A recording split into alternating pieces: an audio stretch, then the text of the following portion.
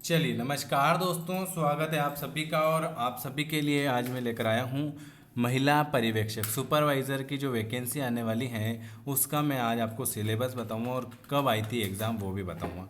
ये जो नोटिफिकेशन है ये 2017 का नोटिफिकेशन है, ठीक है। देख लीजिए आपके सामने, ये 2017 में आपकी एग्ज़ाम हुई थी, अब आपकी 2024 में एग्ज़ाम होने वाली है। तो 2017 में क्या सिलेबस था, कैसे क्या है, मैं आपको इसके बारे में पूरा बताऊँ।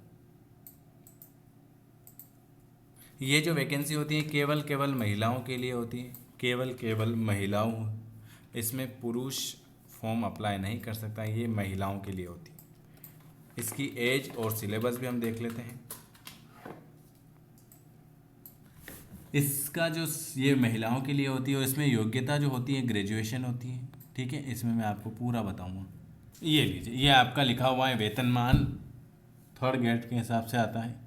इसकी शैक्षणिक योग्यता जो होती है मान्यता प्राप्त विश्वविद्यालय से स्नातक परीक्षा उत्तीर्ण होना चाहिए, ग्रेजुएशन होना चाहिए आपके पास, ठीक है। वो किसी भी सब्जेक्ट से हो, इसमें सब्जेक्ट नहीं बता रहे, एनी सब्जेक्ट ग्रेजुएशन होना चाहिए।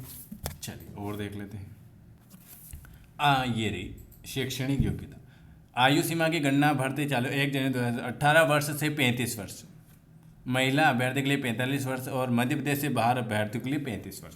देखो, 18 वर्ष से 35 वर्ष होती हैं एज, और अगर महिला एमपी की होगी तो उनके लिए 45 वर्ष भी मान्य है, ठीक है। ये महिला अभ्यर्थी के लिए 45 वर्ष, जो एमपी के अगर बाहर के एमपी से अगर बाहर की होंगी तो 18 से 35 वर्ष, और एमपी के होंगे तो 45 वर्ष, ये एज है आपकी, ठीक है।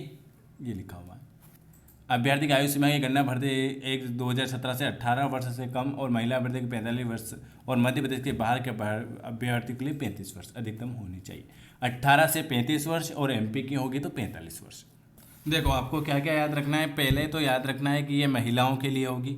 दूसरा आपको याद रखना है ग्रेजुएशन होना चाहिए। तीसरा आपको याद रखना है 18 वर्ष से 35 वर्ष एज होनी चाहिए।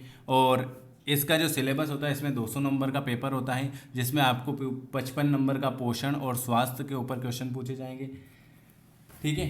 45 नंबर सामान्य ज्ञान और तर्क शक्ति, ये यहाँ पर मैं आप बता देता हूँ। ये पोषण और स्वास्थ्य के ऊपर आपको 55 नंबर के क्वेश्चन पूछे जाएंगे। उसके बाद सामान्य ज्ञान और तर्क शक्ति में आपको 55 नंबर के क्वेश्चन पूछे जाएंगे, ठीक है। और प्रबंधकीय गुण में आपको 45 नंबर के क्वेश्चन पूछे जाएंगे। और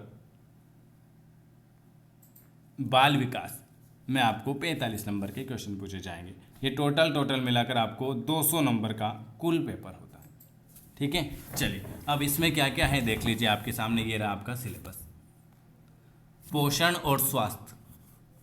पोषण, जीवन की विभिन्न अवस्थाएं, गर्भवती देखभाल, टीकाकरण, स्वास्थ्य के विभिन्न राष्ट्रीय कार्यक्रम, कुपोषण, सामान्य बीमारी की जानकारी, ये होंगे आपके 55 नंबर के।